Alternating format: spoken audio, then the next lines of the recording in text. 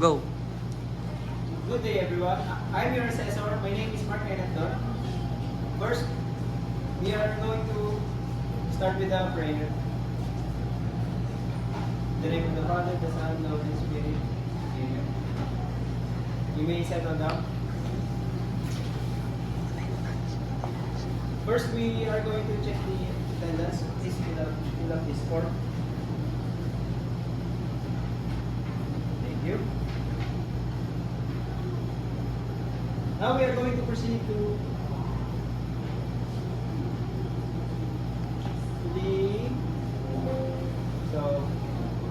good day. Welcome to Technological University of the Philippines. And this is our mission and vision. And this is our 10 CBT principles. Number 1 is training is based on competency standards. Learning is modular. Training is individualized and self-paced. Training is based on work that must be performed. Assessment is based on evidence of work performance. Number 6, training includes on and off the job components. Number 7, the system allows recognition of prior learning RPL. Number 8, allows multiple entry or exit points. Number 9, programs are registered for quality assurance. And number 10, uses national accredited training programs. Next. CBT framework. The CBT framework focuses on developing learning competency through outcome-based training that is self-paced, modular, and assessed through work performance. It emphasizes acquiring skills and knowledge to perform work activities to a specified standard. The framework also includes recognition of prior learning and flexible entry or exit programs. Next, the role of the trainer, which is me. The trainers guide learners, providing instruction, support, and facilitating learning activities. Trainers evaluate learners' skills and knowledge against established competency standards. Trainers may be involved in developing training materials and programs, ensuring they are aligned with competency standards and industry needs. The role of trainers, which is you, guys. Trainees can choose how they want to learn, whether individually in small groups or with audio-visual aids. Trainees are responsible for what they learn and when they learn it, and they decide when they are ready to demonstrate mastery of each skill. Trainees compete against predetermined job standards, not against other trainees, and are addressed on their achievement of the specific criteria for each task. Qualification. Electronic Product Assembly and Servicing, NC2, which is 240 hours. Basic competencies, 50 hours, participate in workplace, communication, work in team environment, practice career professionalism, practice occupational health and safety procedures. Common competencies, 90 hours, apply quality standards, perform computer operation, perform installation and calculation, prepare and interpret technical drawing, use hand tools, terminate and connect electrical wiring and electronic circuits, test electronic components. Core competencies, 100 hours, assemble electronic products, service consumer electronic products and systems, service industrial electronic modules, products and systems. Progress achievement chart. Good day, trainees. I'm John Lloyd Pisorio, your 4D pre-assessment course. So, since this is our first day of our training, we will be having a pre-assessment for you guys. This is the data gathering tool which helps me learn about your profile and learning style and can help me guide on how can I deliver the instruction based on your needs. Thank you. Next is the self-assessment checklist, which determines your current level of knowledge. Answer yes if you are already competent on the certain competency and no if you are not yet ready for the competency.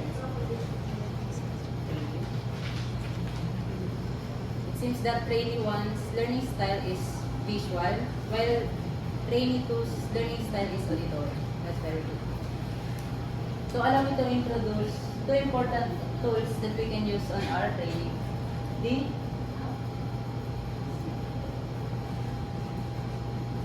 the progress and achievement chart. Here is our progress chart. Progress chart is looks like this, which is certain competencies or learning outcomes that you will need to finish. And achievement chart, on the other hand, are specific tasks that you are already finished, which keeps track of your progress and development for one competency to the next.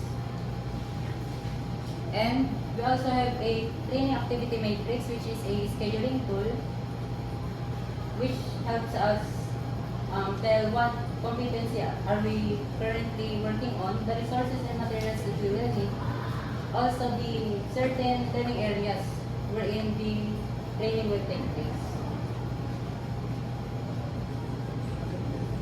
So here is the CBT shop layout. First, we'll be having here is the Trainers Research Center. Next is the contextual train laboratory. Here is the institutional assessment area, the computer laboratory, the distance learning area, as well as the quality control area. Thank you.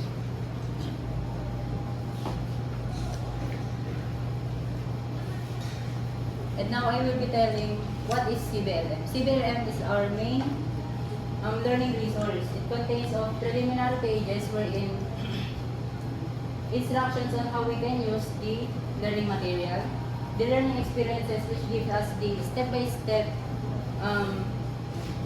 study on how we can perform the different activities, information sheets which helps us understand the concepts, self-tests which helps us measure our comprehension, as well as the answer key for evaluation. And lastly, we have the evaluation system. On our evaluation system, you will be measured based on specific standards and not based on other trainees. We have two evaluation systems, which is the competent and not yet competent. If competent, you are now ready to take the next competency, and if not yet competent, you are gonna be taking another guidance and practice until you are ready to be reassessed. That's for the reassessment.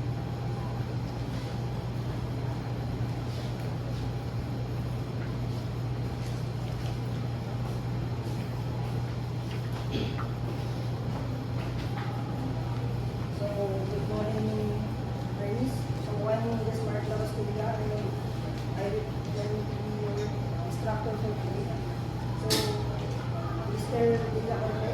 So, it seems that, as I can see here, so we have objectives in senior namin, right? So, is they ready for the institutional assessment? Wala po si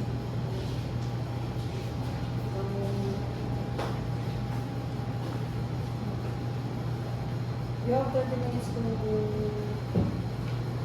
please attend your set now.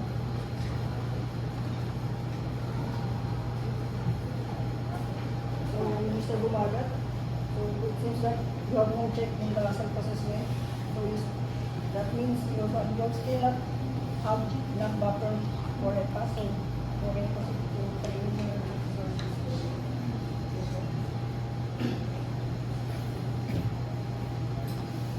So here the training matrix to serve you as your guide or map your where you will go. This for it. You may fill up this information sheet.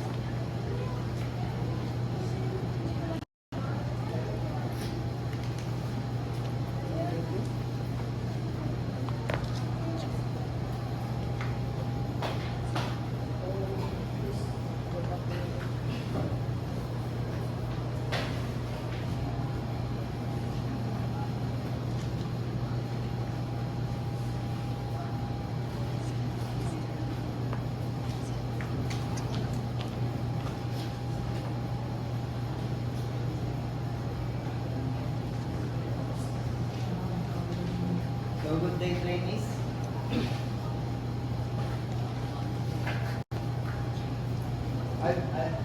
will be your assessor for today. So the assessment will be conducted on a module titled Electric Product Assembly (NC2), which is part of your training program.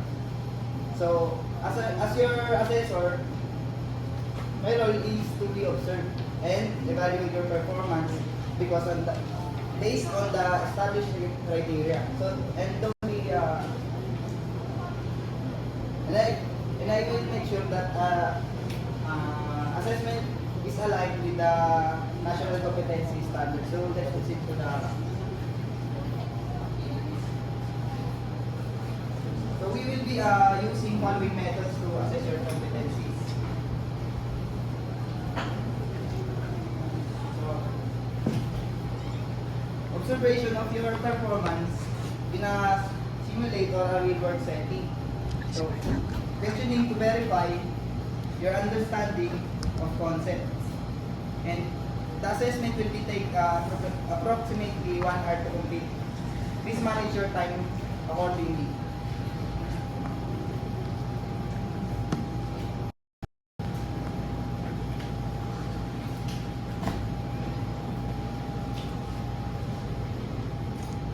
Okay, time is up. So, all the information gathered during your assessment will be remains confidential. So you don't need to worry. And I will be only shared with the authorized personnel involved in certification process. Your personal information and the assessment results will be securely stored. So after the assessment, you will reserve either competent or not yet competent. So if you pass the activities, that means you're competent. If you're not, that means you're not yet competent. That means you need to further practice or training before the assessment. So if you have medical conditions or special needs, please inform me. Now, so we can apply the reasonable adjustment for you to support your participation. So next, do's and don'ts. For do, listen carefully for the instruction before you proceed the activities.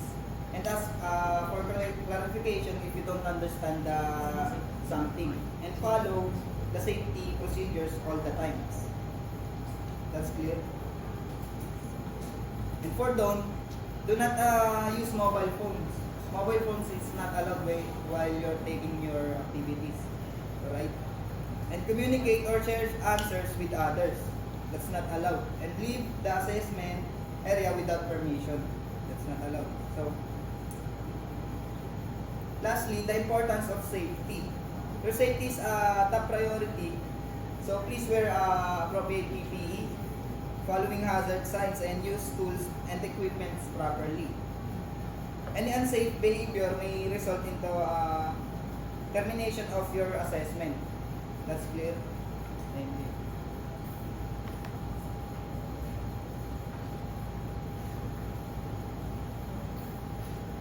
Good day, trainees. I'm Sheila Solis. I'm your trainer. I will give you instruction about demonstration based on the topic. Do you have any question? Okay, you may sit down. And we will start the demonstration.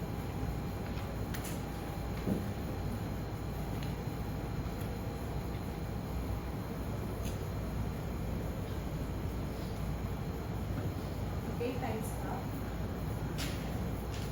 Where on competency you struggle, where on the competency you struggle to accomplish the demonstration?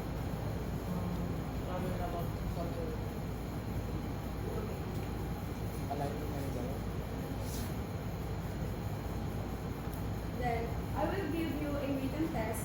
You have to finish it in 15 minutes.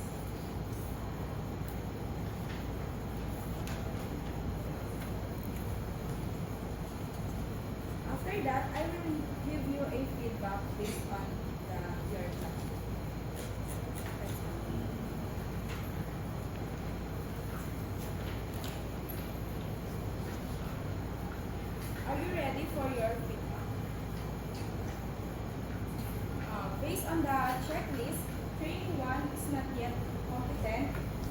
certain areas that trainee to accomplish the given task. Trainee 2, you will given the certificate proving you passed the competency. For trainee 1, you may study further to review and help you to pass the competency.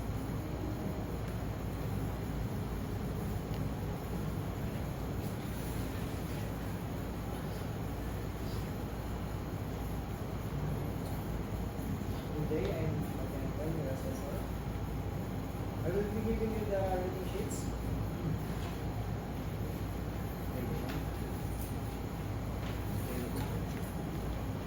Make sure to sign and give it back after you send.